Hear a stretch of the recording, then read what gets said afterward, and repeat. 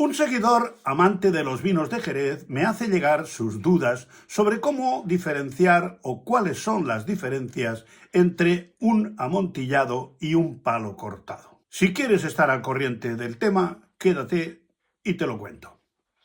Hola, soy Ignacio Torralba, el Tiet, y esto es Entender de Vinos. El palo cortado ha sido siempre el vino raro de Jerez. Nace de una manera, o sea, con crianza biológica, y se desarrolla de otra, o sea, con crianza oxidativa.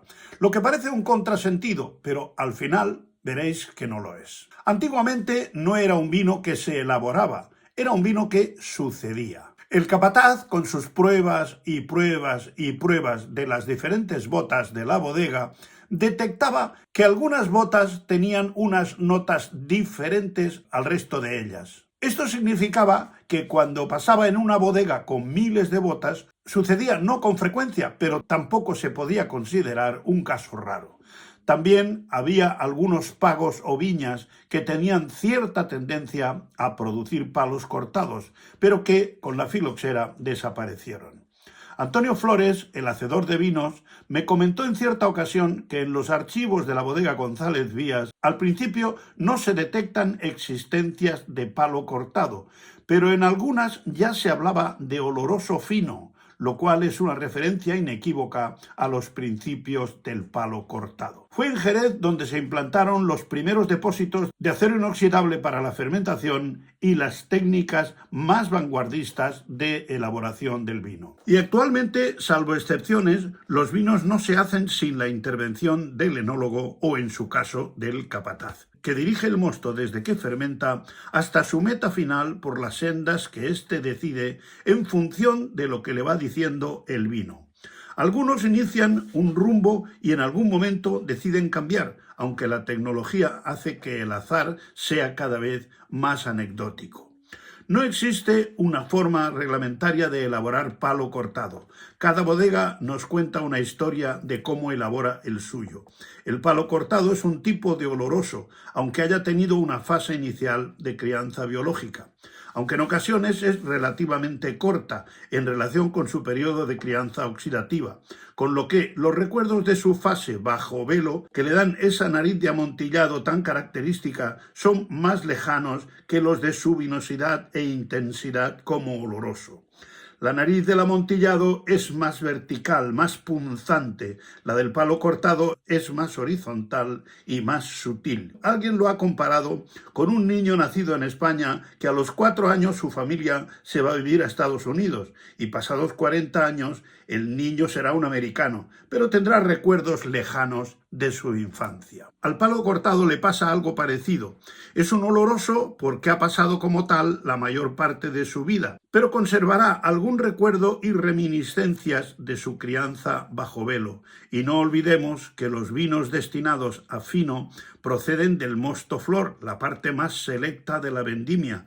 La diferencia principal entre un amontillado y un palo cortado es que el amontillado ha pasado aproximadamente la mitad de su vida bajo velo flor. O sea que el que se va a Estados Unidos no es un niño de 4 años, sino un hombre de 30. El Consejo Regulador define como palo cortado un vino de color caoba brillante, aroma avellanado, paladar seco, equilibrado, elegante y muy persistente. Conjuga las suaves delicadezas y punzantes características del amontillado y el cuerpo del oloroso. Su graduación oscila entre los 17 y los 22 grados.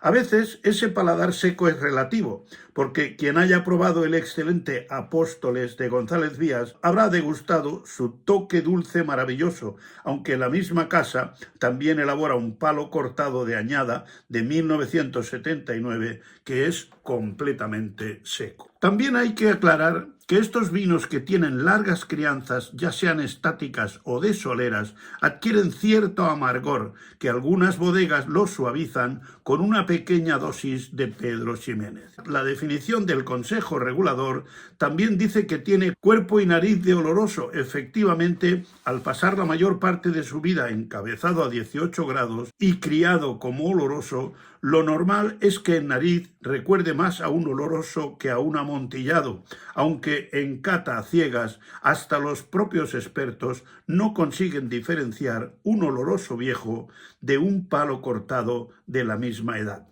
Por lo que ambos son tan poderosos que las sutilezas olfativas se han ido disimulando con el transcurrir de los años de la larguísima crianza. Con razón, a estos vinos no se les define como vinos de mesa, sino vinos de alcoba o vinos de pañuelo.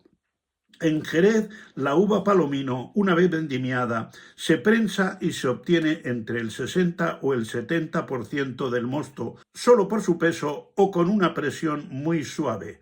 A esto se le llama mosto yema, que es con lo que se hacen los finos. De una segunda prensada más fuerte se extraen los mostos más estructurados que se destinarán a los olorosos. Tras la fermentación alcohólica de los mostos y la adición de levaduras autóctonas, tanto para la fermentación como para el desarrollo de la flor, se obtiene el mosto base que, tras hacerle las correcciones oportunas de acidez y tras el deslío, o sea, la separación de las lías, los mostos más limpios se destinan a finos o manzanillas y los que presentan más gordura van para olorosos. Por lo tanto, los primeros mostos, que en realidad ya son vinos, más finos y delicados, después de encabezarlos con alcohol vínico hasta 15 grados, van a las sobretablas, que son las botas más altas de las soleras, que se llenan en sus 5/6 partes para que se desarrolle el veloflor. Partiendo de este vino de sobretabla, que se ha beneficiado de la levadura flor durante un año, algunos, por diversos motivos, como cambios de temperatura, desarrollan un veloflor pobre y siguen presentando finura de nariz, pero un cuerpo más rotundo. Entonces el capataz lo aparta y lo encabeza con alcohol hasta 17 o 18 grados y se destina a las escalas de palo cortado. Y es cuando marca la bota, que ya tenía la raya de fino, con otra horizontal que corta la anterior. Y aquí empieza el palo cortado. Algo que puede pasar por la cabeza y que es posible que alguien haya hecho es mezclar o cabecear un amontillado con un oloroso, a ver qué pasa. Pues que se obtendrá un producto de características similares a un palo cortado, pero fraudulento. Será un producto parecido a un palo cortado, pero sin la sutileza ni la grandeza de este. Sería algo parecido a la famosa propuesta que hizo Mae West a Albert Einstein. ¿Qué pasaría si usted y yo tuviésemos un hijo? A lo que Einstein contestó: depende de si saca su belleza y mi inteligencia o su inteligencia y mi belleza. Aquí estuvo muy fino el señor Einstein, que como persona muy inteligente tenía una gran agudeza mental. Se podría comparar al efecto de añadir chips de roble al vino en vez de criarlo en una barrica cara, que si no se declara en la etiqueta sería un fraude al consumidor. Hay un tercer método que también se lleva a cabo, aunque es poco frecuente.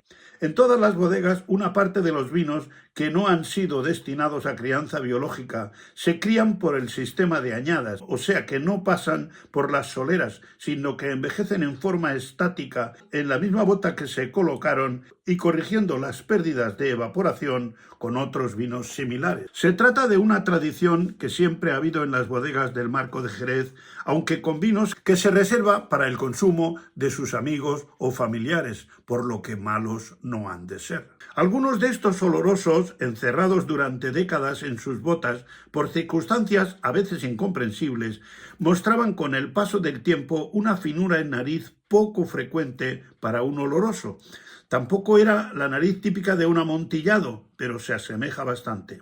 Estas joyas inclasificables son auténticas rarezas de Jerez, El Puerto y Sanlúcar, y es en las que se basa el mito de si el palo cortado se elabora o ocurre por casualidad, y que tampoco se sabe muy bien aún en día, que el control analítico es exhaustivo, los factores que intervienen en este increíble proceso, aunque se está investigando, y seguramente podrán llegar a conclusiones reveladoras en un periodo relativamente corto de tiempo. Seguramente debido al mayor periodo periodo que pasan los amontillados bajo velo flor, personalmente yo he observado que, por lo general, los amontillados son un poquito más claros que los palos cortados, lo cual es lógico porque han estado menos tiempo en crianza oxidativa, que es la que oscurece el vino. También he oído que un palo cortado es un amontillado que se ha desviado y que un amontillado es un fino que se somete a crianza oxidativa.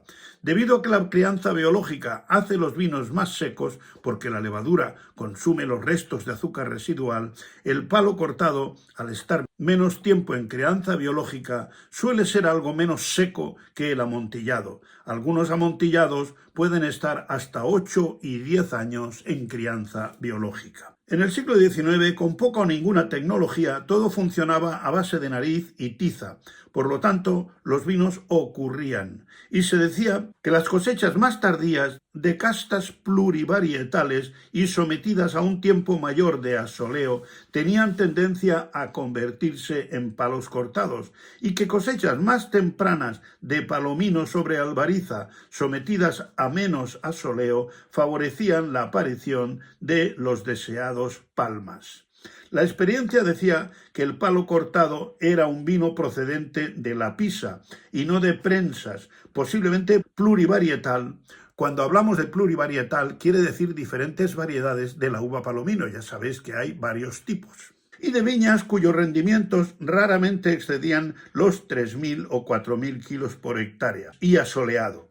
Y como los vinos, antes de introducirlos en las sobretablas, los tenían 2 o 3 años en observación en añada, y durante ese periodo desarrollaba algo de velo flor, aunque poco.